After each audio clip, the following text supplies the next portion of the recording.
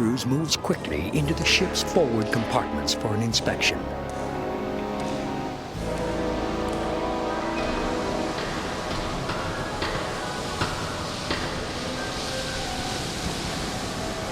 What he sees is devastating.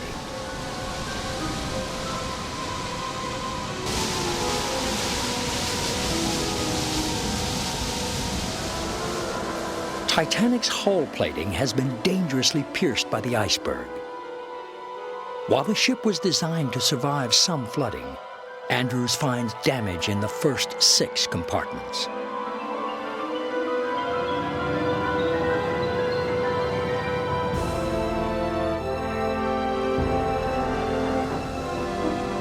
Andrews reports to Captain Smith the ship has an hour and a half, maybe 2. The great ship Titanic is doomed.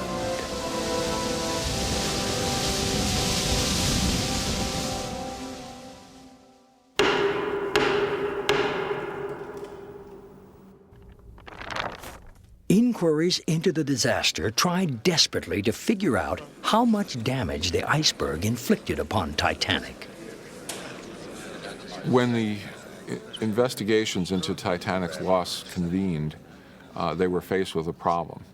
The one person who could have told them the most about the ship and what had happened that night, Thomas Andrews, was lost. Even testimony from survivors was riddled with contradictions and inconsistencies. That's one of the difficulties in trying to determine what happened, is because as you look at each survivor's testimony, you'll find that each one has a different reaction to what happened.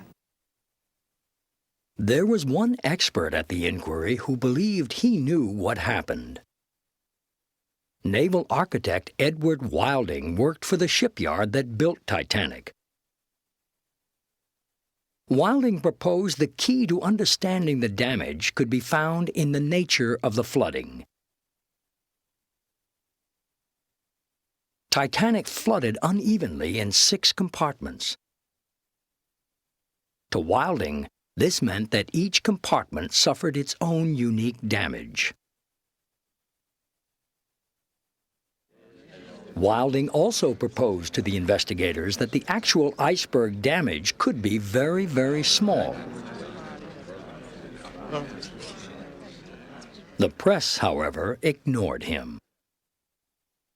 Nearly everyone believed that the only thing that could destroy Titanic was a massive gash in her side. The very well accepted London Graphic had a drawing of the hull showing 15 feet above the keel a big open wound. This legend of the 300-foot gash has lasted for nearly a century.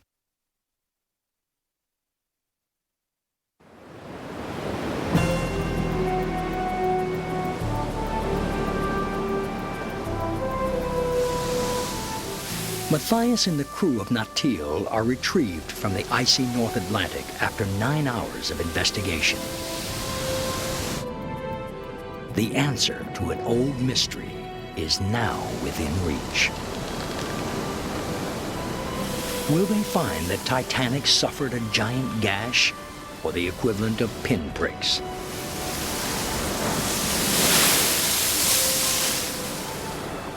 How large was the damage that led to the ultimate destruction of the ship?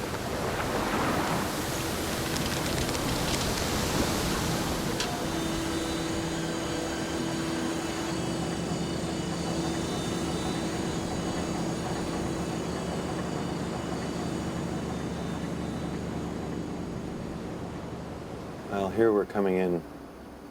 I'm going to come in. Matthias and his assistant Stephen Derzenko comb through their data. Right here, okay, and then right there. See that? Okay, we're just starting to see through the mud. Oh, wow. Right here. That's a deformation. That's something buried in there. All right, so what do you think that is? Well, we have 2 small deformations. two small distortions pretty close to each other. Can we get, I guess, an approximate size on that? That one's 5 feet, 5 to 6 feet. And boom, look at that. There's another one. Yeah, it looks like the same thing. Well, except it's longer. See it? Goes from here to here. Two more punctures are discovered in Titanic's hull. For the next several hours, Matthias and Derzenko identify the damage to Titanic compartment by compartment. Then a new and startling picture begins to emerge with each piece of evidence. The great ship Titanic was not torn open by a giant gaping wound. Just as Edward Wilding predicted, a series of small holes caused the tragic disaster.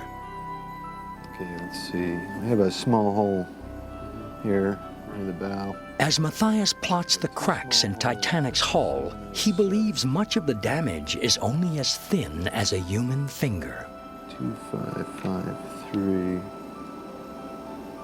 be right here, and one right next to it here. Okay, then we have a 15-foot hole at 5699, just here, and 2549. Okay, so that's a 15-footer. It starts there, and it runs back.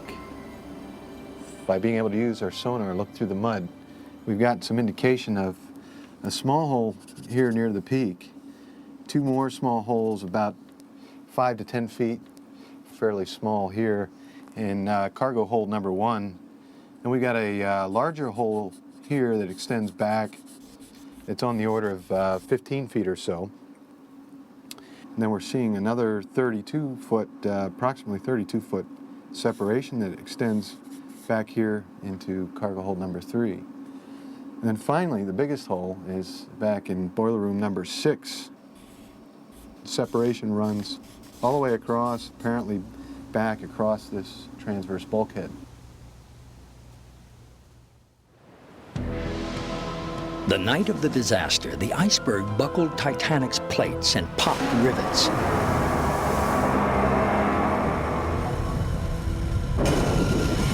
Incredibly, these small wounds started a pattern of flooding that led to the demise of the great ship.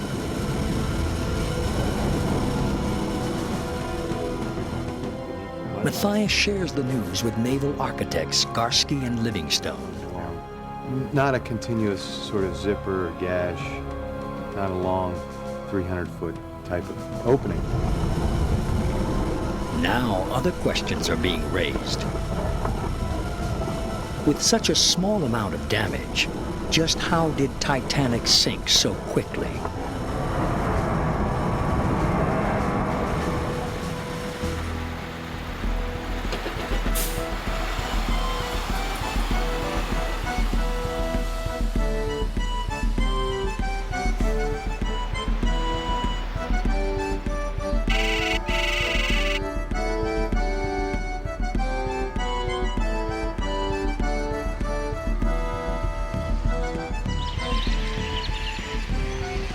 Here, in the very place where Titanic was built, naval architects are unraveling the mystery of why Titanic sank so fast.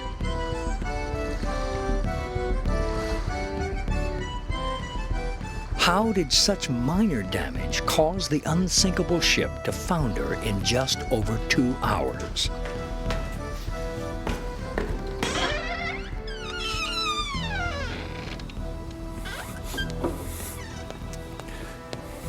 Working many long hours, 2 researchers have recreated the sinking, relying on Edward Wilding's testimony about the flooding.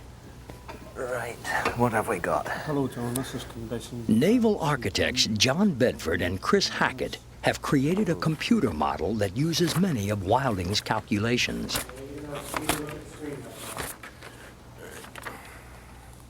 They agree with Wilding